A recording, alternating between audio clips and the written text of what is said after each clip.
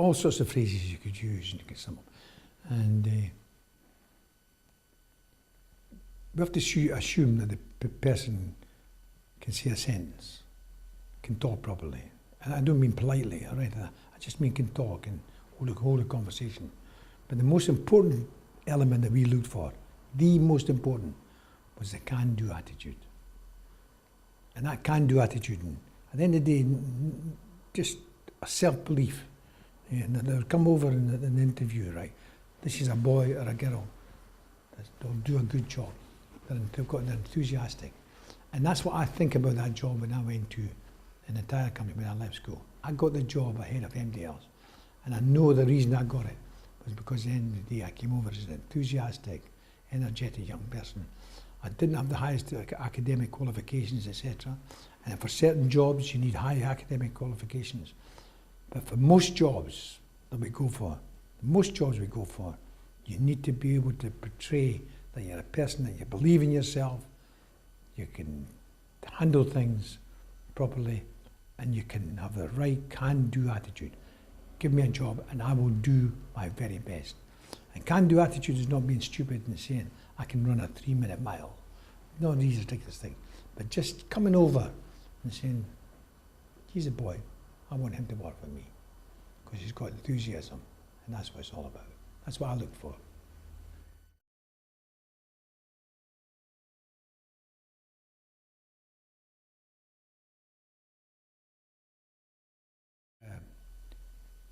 We used to think of all sorts of slogans, you know. But we used to think of and one of the things that was important was customer service. When I first started, wasn't really heard of. Customers didn't really get good service. I mean, customers paid for a job, and they got a job done. But there's nobody went to give that wee bit extra. There was no big training about how to deal with customers, etc.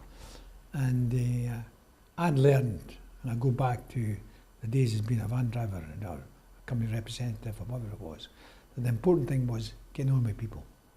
Interpersonal relationship was the most important thing. So we came up with a slogan, customer satisfaction. Our aim is 100% customer satisfaction. And then as things developed and we realised at the end of the day, satisfaction wasn't good enough. I mean, we said to somebody who just paid us £50 for getting the exhaust fade, well, Mr. Jones, I hope you're satisfied. In the back of his mind, he was saying to himself, well, I freaking hope I'm satisfied. I've just paid you £50. So satisfaction wasn't good enough. So we changed it and we scored out the word satisfaction and we said delight. So we went from customer satisfaction to customer delight. And I've changed that. And I've come to a new approach altogether. And only within the last 6 months, I have a new approach. Our job is to make customers happy. And that's a job, no matter what we're doing, whether it be within people who work for us, or whether it be the customers. Anybody who deals with us, whether it be an employee or a customer, they should be happy. Because society's moved on, people's expectations. And I just want people to get a good job done and do all that, and they leave us being happy. I want people that work in our companies to be happy in the job that they do. And they can only be happy if they're trained properly, if they get the right package, wage packet, and they get the opportunities to advance, etc. So I've switched from being satisfied to being delighted to being happy. And I think that that's what we should do in all of our companies. And I think the important thing is, I would say to anybody who's watching this today, is they say, what's the key, one of the keys to getting on in life? I'd say, just make people that you deal with happy to deal with you. If you make people happy to deal with you, it's pretty pleasant, it's nice in every way.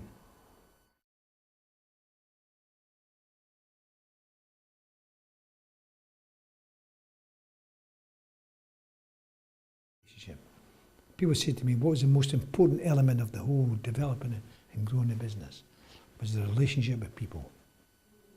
Whether it be your customers, whether it be the suppliers, the people that made the tyres or the exhaust systems, and most importantly, whether it was the people within the business, the quick fit people ultimately. The most important reason why we were more successful than anybody else was because we had the best team, 12,500 people, and they were the best team of people in the world repairing cars. I believed that, and we made sure that everybody else in the organisation knew that as well. And it was the people element. Our tyres were the same as everybody else's. McDonald's hamburgers is the same as everybody else's hamburgers. Slightly different taste in them, but somebody else's milkshakes is the same as it.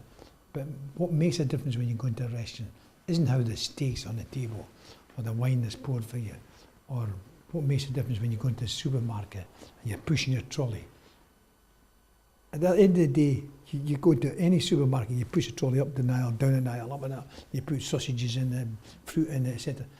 What makes a difference is when you come to the checkout desk. It's whether Mary or Jimmy or Johnny or whoever it is, their attitude and how they deal with you. And they will make your experience in that supermarket a good experience or a bad experience. And a wee smile and a bit of a chat, etc., makes all that difference. And that's what all our life's about, especially in business. But I believe it all our life is our interpersonal relationship. Just try your hardest to get on with people and make people like and be happy dealing with you.